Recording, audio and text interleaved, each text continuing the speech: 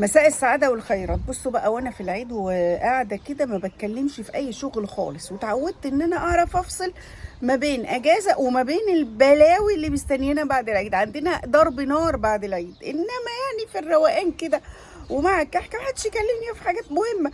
المهم قاعدة في امان الله. حد جاي يقول لي ايه استاذ نيهاد، انت عندك اراء مهمة جدا في العلاقات الاسرية، ليه ما بتشتغليش مستشار علاقات اسرية وممكن تعملي سيشنز؟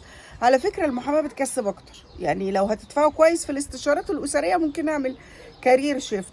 في سؤال تاني بقى، شاب بيقول لي ايه، انه قال لخطيبته ان هو ما كانش بيحب السمر ومش بيعجبوه خالص، بس لما شافها عجبته فزعلت. قلت لها لا يا حبيبي، كتر الف خيرك والله ان انت يعني منيت عليها بانك غيرت رايك وقبلت انك تتجوز او تخطب واحده انت عبيط يا ابني؟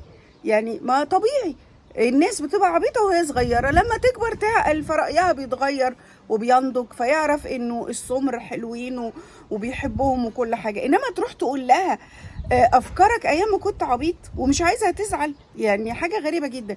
في شاب تاني بيقول لي ايه، انه اهل خطيبته بيسالوه على مرتبه كام. هو من حقهم يسالوه، يعني هو مش من حقهم بصراحه، بس من حقهم يعرفوا هما اللي هيصرفوا على بنتهم بعد الجواز ولا حضرتك. فيمكن يكونوا بيطمنوا بس انك هتقدر تفتح بيت مش اكتر.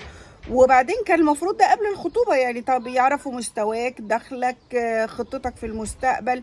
وبيني وبينك الكلام ده المفروض يبقى بينك وبين خطيبتك، بس لما تبقوا عاقلين بقى وبتعرفوا تعملوا بادجت بلاننج وتخططوا لحياتكم والكلام ده. بس واضح انه المجتمع المصري كله بيعمل وصاية على اولادهم، الولاد والبنات، فهم عايزين يعرفوا عندهم ايه ويخططوا ازاي ويمشوا حياتهم، ويرجعوا يشتكوا انه العيال يا بتطلق لان هم ما بيتحملوش المسؤولية يا ما بيتحملوش المسؤولية.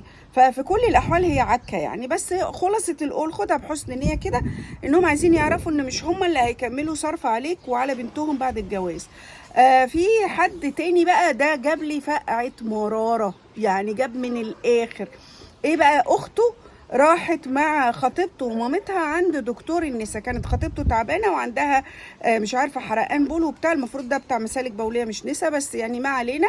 فاخته شبطت، فلما راحوا عند دكتوره النساء عايزه تدخل مع العياده، فالبنت رفضت وقالت لها انا بتكسف يعني. فاتخانق مع خطيبته، فبعتوا له الشبكه وقالوا له انت واختك ما تلزموناش. فزعلان قوي وعايزنا توسط. بتوسط في ايه يا حبيبي؟ يعني انا مش قادره افهم هو ليه الناس فاصله ميه ونور وهواء وما تعرفش حاجه اسمها لياقه ولا ذوق ولا خصوصيه ولا بتاع. هي اختك تروح معاهم عند الدكتور ليه اصلا؟ فغير انها ادت انطباع انك بعت معاهم المفتش كرومبو، ودي علاقه ما ينفعش تبدا يعني. فهم عندهم حق انهم يسيبوا او يبعتوا لك الشبكه. عمال انت بقى تقول لي دول ناس كويسين ومش عارفه ايه. ما هو لو ناس كويسين كان لازم تعلم اختك انها ما ينفعش اصلا انها تروح معاهم حتى لو هم قالوا لها تعالي معانا. فلما تروح معاهم لحد هناك ويقولوا لها او تقول لها انا بتكسف، فكان لازم تخلي عندها شويه، مش انها تيجي تحكي لك. طب هي دماغها صغننه وجت حكت لك، انت لازم تكبر دماغك، مش تروح تتخانق وتبين لهم ان يعني هو انتوا مخبيين عني ايه وشك ومشك. لا، دي جوازه اللي تبدا من اولها بمخبيين عني ايه. عايز لسه تتجوز منهم ليه يا ابني؟ ما انت خلاص يعني جرحتها وقلت ادبك بالراحه. ركزوا شويه واعملوا حاجات لطيفه.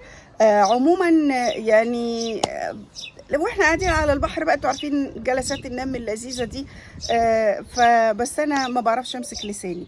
انتوا قولوا لي ايه رايكم؟